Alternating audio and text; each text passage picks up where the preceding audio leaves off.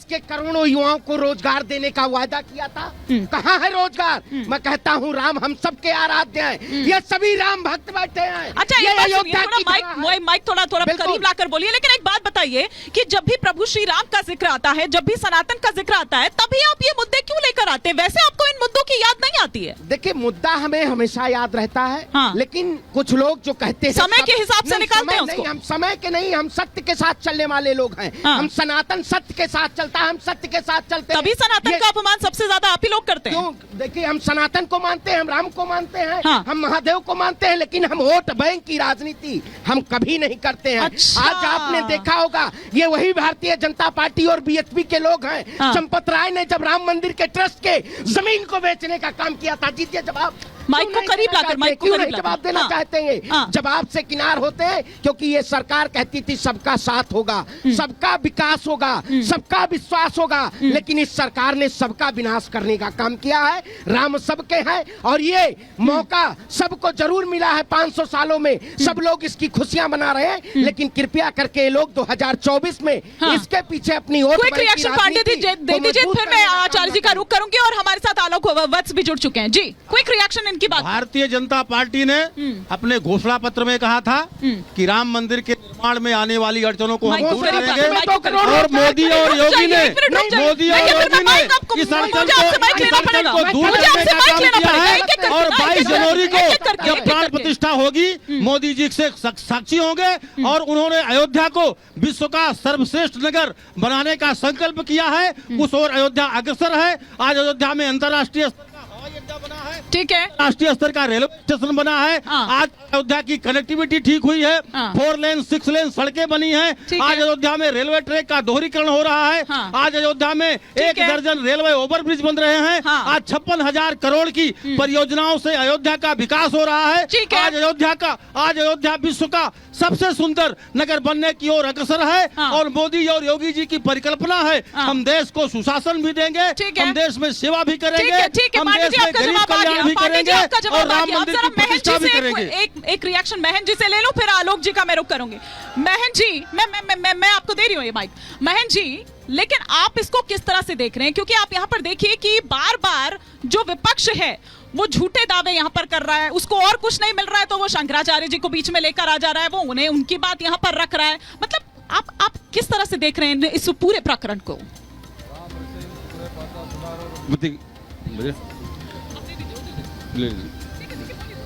राम रसेन तुमरे पासा सदा रहो रघुपति के दासा।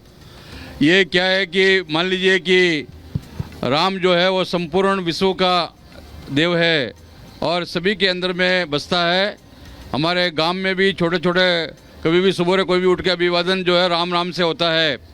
तो भगवान राम का दिव्य और भव्य मंदिर जो 500 वर्षों का संघर्ष के बाद में हमारे पूर्वजों ने संघर्ष किया है, उसके बाद दिव्य और भव्य मंदिर में भगवान स्थापित होने जा रहे हैं। तो देखिए कि देश में आने वाले समय में निश्चित रूप से जो राम के भगत है वही शासन करेंगे और जो राम विद्रोही है, जो राम द्रोही है, उनका जो है वो शासन समाप्त होने वाला है। ये समय भी आ गया है कि पूरा वातावरण देश में नहीं पूरा विश्व में ऐसा बन गया है कि सारे देशों में जो है कि पूरा राम में ही हो गया है। और अभी इतना वर्षों का संघर्ष के बाद में जहाँ भगवान प्रकट हुए थे वहीं पर जो है वो विराजमान होने जा रहे हैं। तो निश्चित रूप से क्या है कि जो विपक्ष है उनको विरोध करना भी जरूरी है। और ऐसा है कि मान लीजिए कि कोई जो सत्य को साबित करना है तो उसका असत्य भी होना जरूरी है। जो असत्य जब होगा तो वही जब भी सत्य की विजय होगी। जी ठीक है, तो पूरी अयोध्या, ना केवल पूरी अयोध्या बल्कि पूरा देश राममय हो रखा है। और ऐसा नहीं है कि पूरा जो सिर्फ अयोध्या है वो भी आपकी सहयोगी पार्टी जो है उसके कुछ विधायक और साथ ही साथ आपके भी नेता हैं जो राममय हो रखे हैं, जो इस तरह की बात कर रहे हैं और ये कह रहे हैं कि जो न्योता आपको आभार जताना चाहिए था, जिसको अस्वीकार आपने कर दिया है, वो कर आपने आत्मघाती कदम उठाया है, आपने दिल तोड़ दिया है। मोरे मन प्रभु अशु विश्वास। एक सेकंड। हाँ मैडम, पहले तो आप माइक करिए फोन। हाँ, ये कह दिया कि विपक्ष का जो आवाज है या विपक्ष के जो सवाल है वही झूठे हैं, तो कम से कम आप पार्टी न बनिए। मैंने कब कहा ये? मैंने कब कहा ये? कि ये कभी शंकराचार्य का... एक मिनट आपको नहीं मैं हाँ सुनिए क्यों कहा क्योंकि उनकी ओर से एक पत्र दिया गया है, उस पत्र में आशीर्वाद दिया गया है। कमलेश जी सुन लीजिए पहले, आशीर्वाद मिला। शंकराचार्य जी ने वो पत्र दिया है। अभी उसकी सच्चाई डाल हाँ, कौन सा व्हाट्सएप वाली सच्चाई बताएंगे? व्हाट्सएप वाली सच्चाई बता रहे हैं आप। पत्र की सच्चाई बता रहे हैं। हाँ। जो पत्र जारी हुआ है शंकराचार्य पीठ के सचिव और मैनेजर के साइन से जारी हुआ है, और शंकराचार्य का जो बयान है टीवी पे और उस पे सोशल मीडिया पे वो वीडियो है, वीडियो झूठा नहीं हो सकता। अच्छा। और सचिव और मैनेजर के से ये भाजपा की जो सोशल मीडिया है वो निकलवा करके चिट्ठी लिखवा करके जो कह रही है कि शंकराचार्य का बयान है, साइन किसी और की और बयान शंकराचार्य का। अच्छा। और आप उसको कह रही है कि ये झूठा सवाल शंकराचार्य का खड़ा कर रहे हैं। जिनको हिंदू धर्म में आस्था नहीं, जो सनातन को गाली देते हैं, जिनको चारों पीठ नहीं, पता तो सुनिए नहीं, ना पांडे जी, इससे पहले कि मैं आलोक जी और अपने सहयोगी सृष्टि पांडे को मैं रुक करूंगी, इस वक्त वो जनता के साथ है। जानकारी नहीं, सुनिए ना जो पांडे जी, सनातन को रोज गाली दे करके, जो सनातन को रोज गाली दे करके अपनी सुबह की शुरुआत करते हैं, ऐसे लोगों को शंकराचार्य पद की गरिमामयी बात बुरी लगती है। पांडे जी एक सेकंड आपको रोकने, नहीं आप नहीं बताएंगे ना, मैं बंद करिए, एक एक कर बोलिए, बोलिए ना, एक एक कर बोलिए। जनता ऐसे समझ नहीं पा रही है, जनता समझ नहीं पा रही है आपकी बात को। बोलना शुरू किया, ठीक है, आप अपनी बात कंप्लीट करिए, फिर पांडे जी से मेरा सवाल। ठीक कर रहे हैं मैडम। हाँ। कि जब ट्रस्ट के पदाधिकारी भ्रष्टाचार करें तो आप जो है सवाल उठाने पे जो है सवाल खड़ा कर दें। ट्रस्ट के पदाधिकारी ब्राह्मणानंद और शैव में और वैष्णव में भेद करें, तब आप कहें कि फर्जी सवाल है।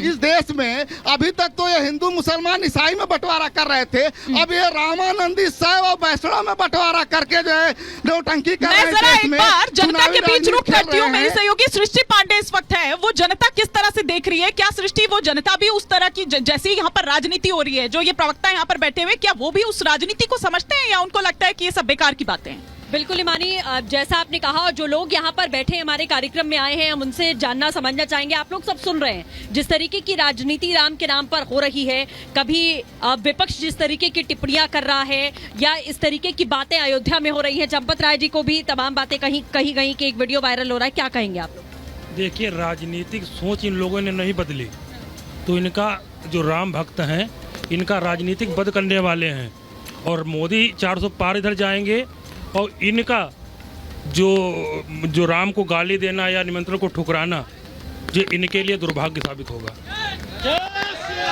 जो राजनीति हो रही है उसको लेकर आप लोग क्या विचार रखते हैं? हम यही चाहते हैं कि जो हिंदू हैं, हम लोगों की आस्था है, भगवान राम मंदिर में विराजमान हो रहे हैं। हम इस समय जितने लोग हैं सबका सौभाग्य है, इस पर राजनीति नहीं होनी चाहिए। देखिए, और भी आगे माने और भी कई लोग हैं, उनसे भी बात करना चाहेंगे। आप लोग बताइएगा, मंच पर भी और देश में भी हम देख रहे हैं कि जब से मंदिर निर्माण हो रहा है ये सियासत जारी और अब भी हो रही है। जी मैम, ये सियासत तो जारी हो रही है, लेकिन हमें 500 साल से ये पूर्ण विश्वास है कि जय श्री राम का नारा लगा है, और मोदी योगी जी के ये सौभाग्य से हम लोग को प्राण प्रतिष्ठा का निमंत्रण 22 तारीख को सपा पार्टी को भी दिया गया, बट उन्होंने आने से इनकार कर दे रहे हैं। उनका कहना है कि हम आएंगे, सब परिवार आएंगे, लेकिन हम 22 को नहीं आएंगे।